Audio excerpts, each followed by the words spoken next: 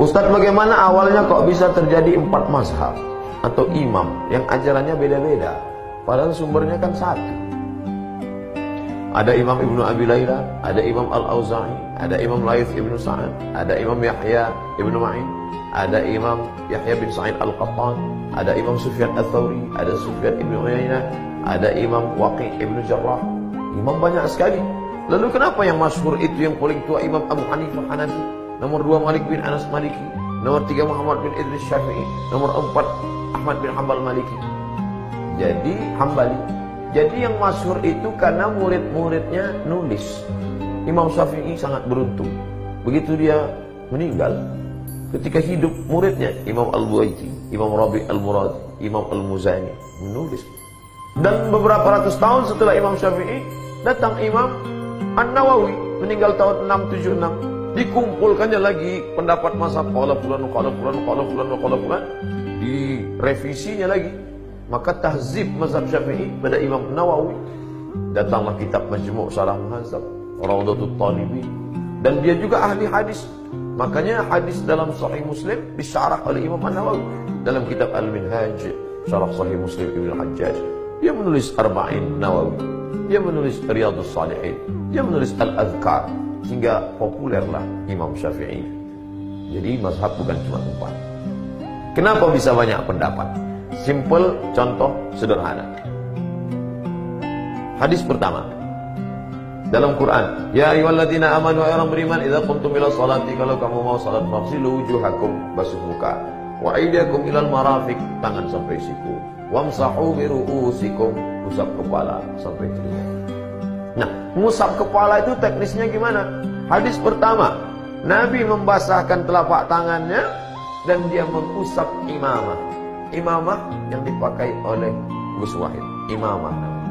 Nabi mengusap imamah, dia basahkan telapak tangannya, hanya mengusap imamah, walam yangqut imamatahu, dan dia enggak buka imamah. Hanya diusap imamah, kena rambutnya dikit. Hadis kedua, Nabi memasukkan telapak tangannya dalam imamah. Hadis yang ketiga, Nabi melepas imamah dan membasahi rambutnya dari depan sampai ke belakang. Sampai ke depan, nyambung. Itu yang dipakai oleh Imam Malik bin Anas, mazhab Maliki. Maroko pakai itu. Sedangkan saya pakai salah satu pendapat mazhab Syafi'i. Hanya sedikit saja sah. Lalu saya praktekkan yang mazhab Syafi'i di Maroko. Saya belanja ke pasar, masuk waktu azan, saya berwudu, saya ambil air dikit. Oh, tukang sayur marah. La yasih. La yasih. Ini wudu enggak sah, kata dia. Saya diam aja karena badan dia tegak. Datang kelihatannya seorang intelektual, anak muda, dia jelaskan, hadza talib min Janub Syarq Asia. Dia nggak tahu saya Indonesia apa Malaysia apa Brunei Darussalam. Ini dari Asia Tenggara. Hum alal mazhabil Imam Syafi'i. Mereka ikut mazhab Syafi'i. Yamsah ba'd ar-ra's, diusap sebagian kepala saja.